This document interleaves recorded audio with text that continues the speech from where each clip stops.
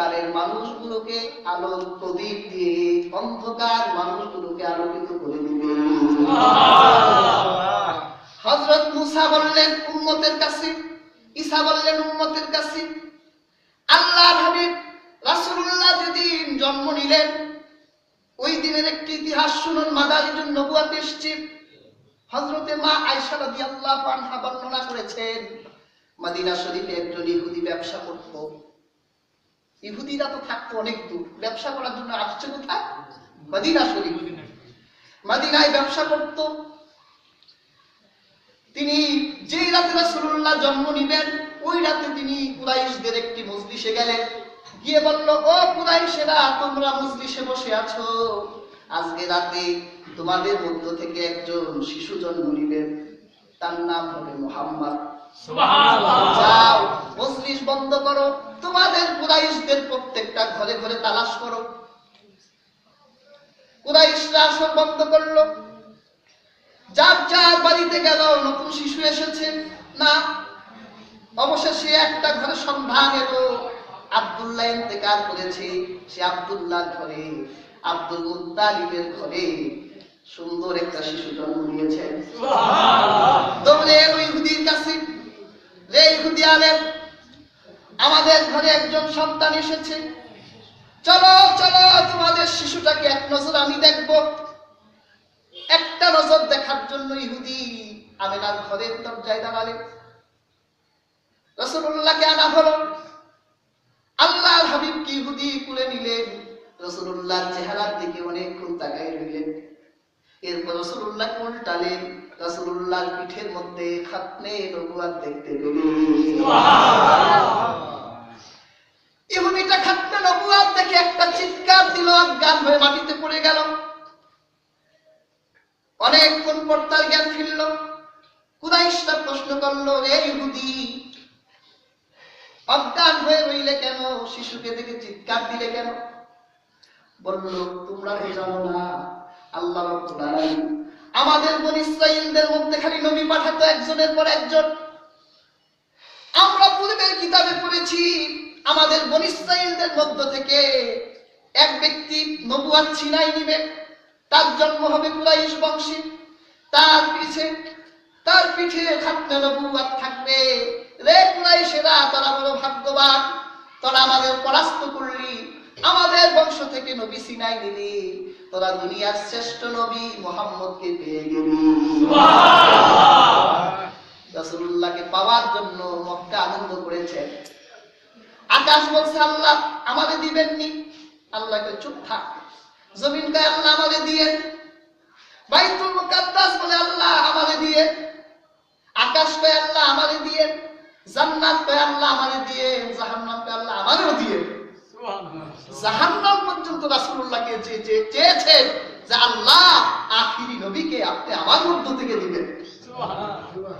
আল্লাহর আরশে আজিম সে নবীকে চায়, পাইল কে? জমিন পাইছে না? পাওয়ার পর আকাশও বেজার, বাইতুল মুকাদ্দাসও বেজার, জান্নাতও বেজার, জাহান্নামও বেজার, আল্লাহর আরশে আজিম পর্যন্ত বেজার। আল্লাহ বলল, তোরা চিন্তা করিস না, তোদের আশা আমি মিটাই দিব। আল্লাহর হাবিব যখন মেরাজে গেলেন, মক্কা থেকে কোথায় গেলেন? বাইতুল মুকাদ্দাস গেলেন। আল্লাহর হাবিব বাইতুল মুকাদ্দাসে 2 রাকাত নামাজ আদায় করলো। আল্লাহ বলল, রে বাইতুল মুকাদ্দাস, তোর খায়েশ মিটছে? আল্লাহ মিটে গেছে। সুবহানাল্লাহ বলবেন। সুবহানাল্লাহ। আল্লাহ রাব্বুল আলামিন আকাশে নিলেন তার হাবিবকে, আসমানকে প্রশ্ন করছে, আসমান তুমি কি ধন্য হয়েছো? আসমান বলল, আল্লাহ ধন্য হয়ে গেলাম। সুবহানাল্লাহ। আল্লাহ রাসূলকে জান্নাতে নিল। আল্লাহ জান্নাতকে প্রশ্ন করে, রে জান্নাত তুই কি ধন্য হইছস? জান্নাত বলে, আল্লাহ আমিও ধন্য হলাম। জাহান্নামে গেল, জাহান্নাম তুই ধন্য হইছস? জাহান্নাম বলে, আল্লাহ বড় খুশি। আরশে আজিম পর্যন্ত আল্লাহ তার হাবিবকে নিলেন। তাহলে আল্লাহ হাবিবকে পাবার জন্য, রাসূলুল্লাহর জন্য আসমান জমিন সব কিছু মাতওয়ারা। আর এমন এক উম্মত মুসা নবী পেল না, আল্লাহ ঈসাকে রাসূলুল্লাহর উম্মত বানালেন, আর আমরা দরখাস্ত ছাড়াই সেই রাসূলের উম্মত। অথচ সেই রাসূলের শান শওকত তো আমরা বুঝি না। আমরা তো বুঝি না। আমরা মিলাদুন নবী পালন করি, কিন্তু মিলাদুন নবীর রাত পর্যন্ত, সকালবেলা তো মিলাদুন নবী আমাদের থাকে না। মিলাদ হচ্ছে একটি স্মরণের বিষয়, আর সিরাত হচ্ছে পালনের বিষয়। এজন্য আমরা আহলে সুন্নাহ ওয়াল জামাত মিলাদও মানি, সিরাতও মানি। আর এগুলো তো আমি ছোট্ট মানুষের জন্য বলি না, আমার মুখে সাজায়ও না। এক শ্রেণীর লোক সিরাতেই মানে, এরা বলে সিরাতের মধ্যে কি আছে, মিলাদ আছে। যদি থাকে তাহলে তোমাদের মধ্যে তো কোনোদিন মিলাদের আলোচনা শুনলাম না। তাহলে আল্লাহ রাসূল সাল্লাল্লাহু আলাইহি ওয়াসাল্লামকে নিয়ে সবাই মাতোয়ারা ছিল। আসুন, রাসূলুল্লাহ তো দুনিয়াকে আলোকিত করে দিলেন কিয়ামত পর্যন্ত। দুনিয়ার এমন কোন ঘর নাই যে ঘরে রাসূলুল্লাহর নাম পৌঁছায় নাই। আছে এমন ঘর? না। যখন রাসূলুল্লাহ আকিকা দিলেন আব্দুল মুত্তালিব, রাসূলুল্লাহর আকিকা, সেদিন মক্কা সম্ভ্রান্ত লোক আসলো, এই তোমার নাতির নাম রাখছো কি? তিনি বলছেন, আমার নাতির নাম রাখছি মুহাম্মদ।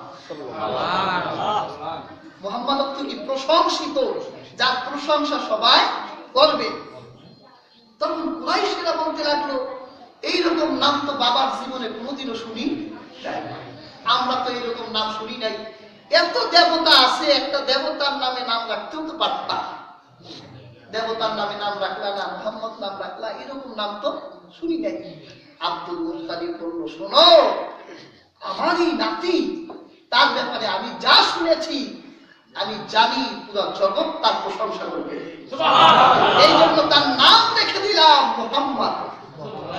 আচ্ছা বলেন তো, আব্দুল মুত্তালিবের এই ভবিষ্যৎবাণী সত্য হয়েছে না? দুনিয়ার এমন কোন ঘর নাই যে ঘরে মুহাম্মদের নাম পৌঁছায় নাই। রাসূলুল্লাহ পৃথিবীবাসীকে একটি উজ্জ্বল ধর্ম এবং রাসূল তার দৃষ্টান্ত দিয়ে গেছেন। রাসূলুল্লাহ, আমি আজকে যে বিষয়টি আলোচনা করব, রাসূলের দৈহিক কিছু বিষয় আজকে আলোচনা করব। সময় তো ইনশাআল্লাহ দিতে পারবেন? ঠিক আছে। আসুন, রাসূল কারীম সাল্লাল্লাহু আলাইহি ওয়াসাল্লাম কত বরকতপূর্ণ একজন নবী তিনি ছিলেন। আল্লাহ হাবিব রাসূলুল্লাহ, তার প্রথম বরকত হলো রাসূলুল্লাহ জন্ম যে বছর নিলেন, ওই বছরটা ছিল দুর্ভিক্ষের বছর। আকাশে মেঘ ছিল, জমি ছিল অনুর্বর, ফসল হতো না। মক্কার মানুষের আব্দুল মুত্তালিবের কাছে আসতো, কি ব্যবস্থা করা যায়, তুমি তো নেতা মানুষ। আব্দুল মুত্তালিব যখন রাসূলুল্লাহকে পেলেন, কুরাইশদেরকে বলল, কুরাইশেরা, তোমরা সকালবেলা আমার কাছে আসবে, আমি চেষ্টা করব বৃষ্টির জন্য। আবু তালিব তার কবিতায় লিখেছেন, আমার কথা না, কথাটা কার? আবু তালিব, রাসূলুল্লাহ চাচা, হযরত আলীর বাবা। সেই আবু তালিব তার কবিতায় লিখেছেন, তুমি তো সেই মুহাম্মদ, তুমি তো সেই নবী, যেই নবীকে আকাশে তুলে বৃষ্টি চাইলে আল্লাহ বৃষ্টি দিত। সুবহানাল্লাহ বলবেন না? আবু তালিব প্রত্যক্ষ করেছেন, তিনি নিজেই।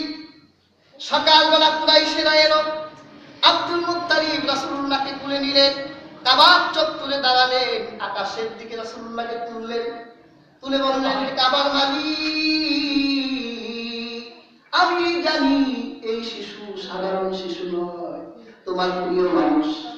এই শিশুর জন্য মক্কার আকাশে একটু বৃষ্টি দাও। যখন আব্দুল মুত্তালিবের দোয়া করতে দেরি হলো, মক্কার আকাশ মেঘাচ্ছন্ন হয়ে গেল, মুষলধারে বৃষ্টি পড়ল, অনুর্বর জমিন রসালো হয়ে গেল। আল্লাহর হাবিবকে নেবার জন্য এলেন হালিমা। তিনি এতটা আর্থিকভাবে এতটা পরাস্ত ছিলেন, তিনি বলতেন, আমার বুকে দুধ ছিল না, সন্তানকে দুধ খাওয়াতে পারতাম না, ক্ষুধায় কান্না করত, কান্না করে ঘুমাসত। আমার মেষগুলো জমিনে পাঠাই দিলে খালি পেটে যেত, খালি পেটে আসতো। এতটাও ভাবে কাটাতাম।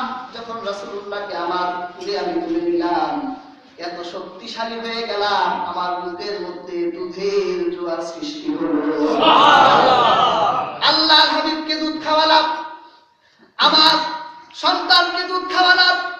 সকালবেলা দুর্বল গাধাটার উপর বসলাম, শক্তিশালী হলো। সবার আগে বাড়ি চলে গেলাম। এরপর আমার দুম্বাগুলো মেষগুলো আমি মরুভূমিতে ছেড়ে দিলে খালি পেটে যেত, ভরা পেটে আসতো। সন্ধ্যাবেলা দুম্বার বাণী হাত দিলে দুধ পড়তো, ব্যাগ ধরে খেতাম। স্বামী খেত, মোহাম্মদ খেত, চোখ বন্ধ করে সারা রাত ঘুমাসতাম। রাসূলুল্লাহকে পালার কথা 2.5 বছর পাললেন, 5 বছর ছাড়তে চায় না। এত বরকত পাইছে। রাসূলুল্লাহকে পালার কথা কয় বছর? 2.5 বছর পাললেন। 2.5 বছর 5 বছর পাললেন। 2.5 বছর পর আমিনার কাছে গিয়ে পাম দেয়। কি পাম? শহর তো লোক বালাই তো আছে, লোকে আক্রান্ত করবে, আরো কিছুদিন পারবে। আমিনা বলতেছে যাও। 5 বছর তিনি পাললেন। রাসূলুল্লাহকে ছাড়তেন না, একটা কারণে ছাড়ছেন। কারণটা বলবো? একদিন আল্লাহর হাবিব সাল্লাল্লাহু আলাইহি সাল্লাম তার দুধ বোনকে নিয়ে তিনি মাঠে গেলেন মেষ চড়াবার জন্য। হালিমা রাসূলুল্লাহকে একা ছাড়তেন না, আরেকজনের সন্তান, ক্ষতি হলে জবাবদিহি করতে হবে, চোখে চোখে রাখতেন। একদিন রাসূলুল্লাহ না বলে তিনি বের হয়ে গেলেন। হালিমা রাসূলুল্লাহকে খুঁজে পায় না, দৌড়াতে লাগলেন। খুঁজতে খুঁজতে দেখলেন রাসূলুল্লাহ রোদের মধ্যে খেলছেন। আল্লাহ হাবিবকে আদরে তিনি ধমক দিলেন, আদরের ধমক। এই বুকা মুহাম্মদ, তুমি রোদ্রের মধ্যে খেলা করতেছ? তখন দুধ বোন বলতেছে, মা আপনি কি মুহাম্মদের রোদের তীব্রতা চিন্তা করতেছেন? আমি তো যতক্ষণ তার সাথে ছিলাম আমি দেখলাম মেঘের এক খণ্ড ছায়া তার মাথার উপর ঘুরছে। আমি তো দেখলাম না তার গায়ে রোদ লাগছে। একদিন রাসূলুল্লাহ মেষ চড়াবার জন্য গেল। পাহাড় থেকে 2টা সাদা পোশাক পরিহিত লোক নামলো। আল্লাহর হাবিবকে শোয়াই দিল। রাসূলুল্লাহর বুক ফাড়লো, কলিজা বের করলো।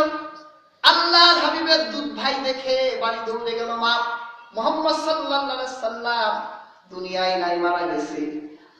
মা বলতেছে কি হয়েছে?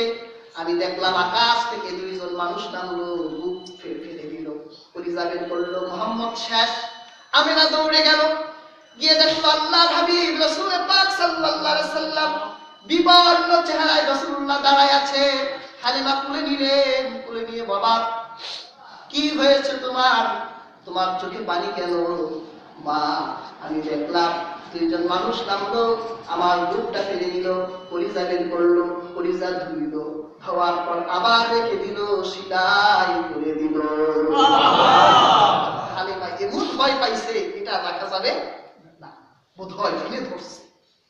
আমিনার কাছে গেছে, গিয়ে বলতেছে যে তোমার সন্তানকে দিয়ে গেলাম, তোমার সন্তানকে সম্ভবত জিন আসর করছে। আমিনা বলল না, আমার সন্তানকে জিনে আসর করতে পারে না। আপনি কিভাবে বিশ্বাস করেন? বলল শোনো, আমি যখন গর্ভবতী অবস্থায় ছিলাম, 6 মাসের গর্ভবতী অবস্থায় একদিন ঘুম আসলাম, স্বপ্নে দেখি এক অদৃশ্য আওয়াজ আমাকে ডেকে বলছে, ইয়া আমেনা ইন্নাকা হামিলতে বিখাইরিল আলামিন, তোমার পেটের মধ্যে বিশ্ব জগতের সর্বশ্রেষ্ঠ মানুষ এসে গেছে। তোমার পেট সাধারণ পেট নয়, তোমার পেট দুনিয়ার সর্বশ্রেষ্ঠ পেট। তোমার পেটের মধ্যে আখিরি নবী এসে গেছে, তার নাম রাখবা মুহাম্মদ। দুনিয়ার কোন অনিষ্ট তাকে ক্ষতি করতে পারবে না। আমি খবর পেয়ে গেছি তিনি অনিষ্ট, তারা ক্ষতি হবে না। রাসূলুল্লাহ মায়ের কাছে থাকলেন, মা চলে গেলেন, দাদার কাছে থাকলেন। হযরত আব্দুল মুত্তালিব বলে একবার রাসূলের চোখ উঠলো। চোখ উঠলে কেতন হয় না? আমাদের বিক্রমপুরা ভাষায় তো কেতনই বলে। রাসূলের চোখ উঠলো, চোখ প্রচন্ড ব্যথা। এত ডাক্তারের কাছে রাসূলুল্লাহকে নিয়ে গেল, রাসূলের চোখ তো ভালো হয় না। একজন লোক এসে আব্দুল মুত্তালিবকে বলল যে তুমি যাও, একজন ইহুদি পাদ্রী আছে, চেহারায় ফুক দিলে সুস্থ হয়ে যায়। আব্দুল মুত্তালিব 8 বছরের রাসূলুল্লাহকে নিয়ে ইহুদির বাড়ির দরজায় দাঁড়ালেন, ডাক দিলেন। ইহুদি ঘরের মধ্যে খুব ব্যস্ত, ডাক শুনে দেখবেন মাঝে মাঝে বড় বড় হাসপাতালে গেলে ডাক্তারদের আপনি ডাকবেন, কিন্তু একটা গ্রাভিশন, একটা দাম দেখা, আসতেছি, বসতে বলো, বসতে বলো। তো ইহুদি পাদ্রী তো তার খুব দাম, সে 1-2টা ডাকে শুনে। দীর্ঘ সময় আব্দুল মুত্তালিব দাঁড়িয়ে রইলেন, আল্লাহর হাবিব দাঁড়িয়ে রইলেন। আল্লাহ রাসূল অনেকক্ষণ দাঁড়াবার পর রাসূলুল্লাহর মধ্যে একটা ক্লান্তি ভাব আসলো।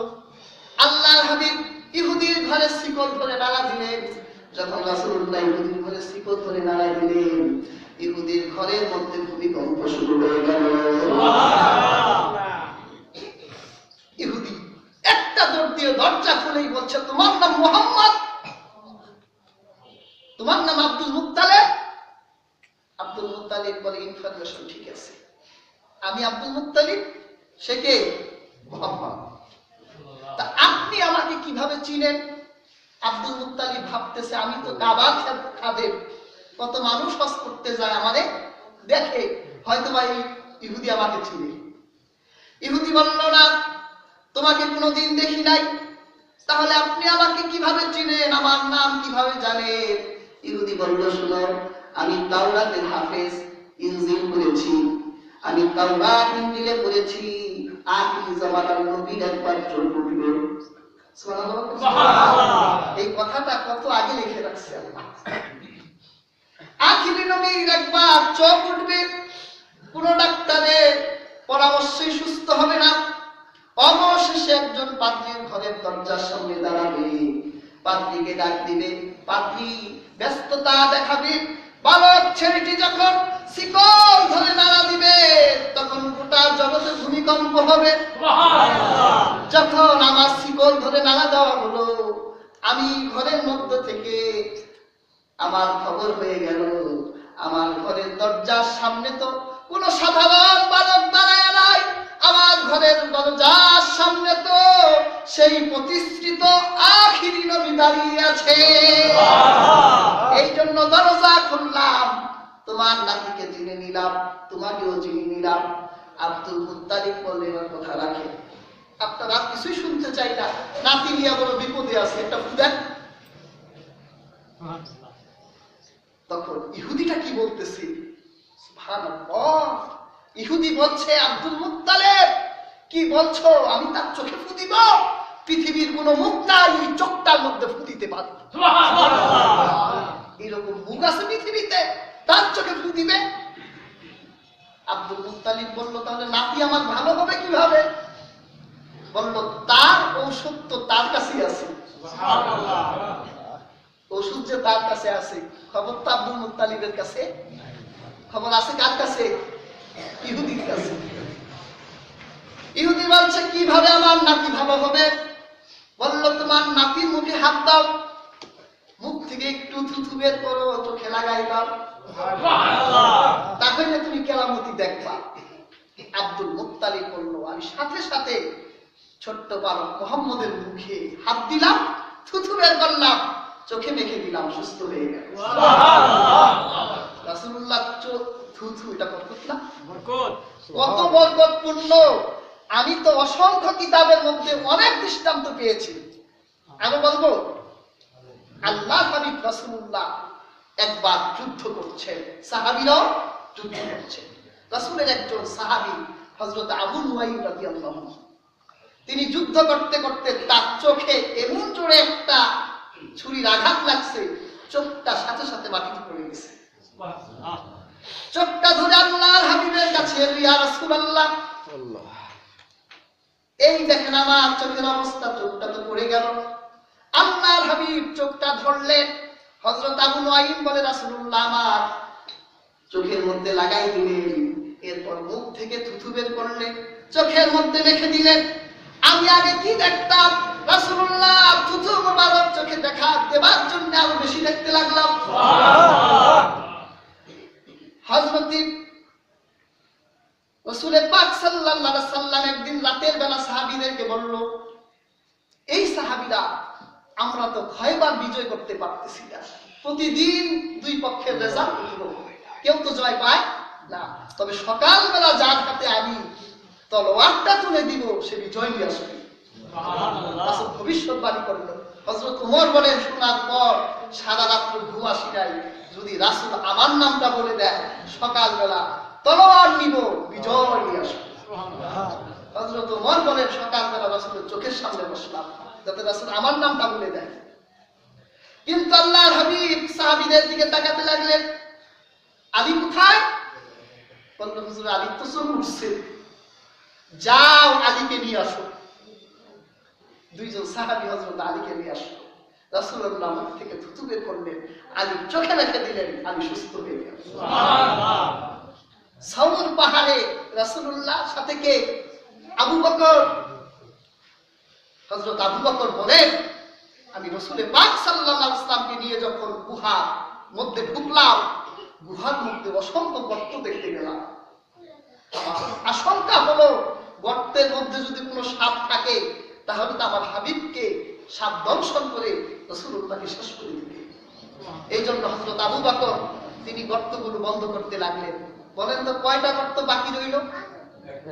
একটা। হযরত আবু বকর গর্তটাকে পা দিয়ে তিনি বন্ধ করলেন। এত ভালোবাসতেন সাহাবায়ে কেরাম রাসূলুল্লাহকে, নিজের জীবনের মহব্বতের চাইতেও রাসূলুল্লাহকে বেশি মহব্বত করতেন। সুবহানাল্লাহ। আসলে আবু বকরের গর্তের নিচেই একটা সাপ ছিল।